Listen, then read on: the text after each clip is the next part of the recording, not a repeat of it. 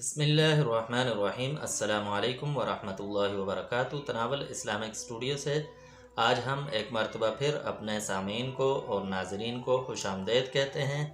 تو آج ہم جو وظیفہ لے کر آئے ہیں وہ صبح اور شام کرنے کا ہے، اور اس کا اثر یہ ہے کہ آپ ہر قسم کے شیاطین، جنات اور دشمن، اسیب، سحر، مس، ان تمام چیزوں سے انشاءاللہ آپ محفوظ رہیں گے اگر یہ عمل کریں گے۔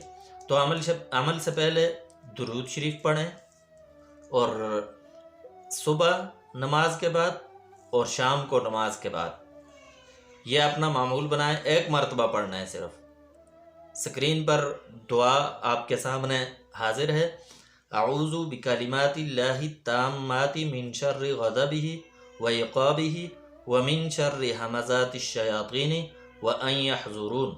اس دعا کو صبح اور شام کو پڑھیں، اور پھر دیکھیں کسی چیز کی، چاہے دشمن ہے تو انشاءاللہ دشمن سے محفوظ رہیں گے، اسیب ہے تو اسیب سے محفوظ رہیں گے، سحر ہے سحر سے محفوظ رہیں گے، جنات ہیں جنات سے محفوظ رہیں گے۔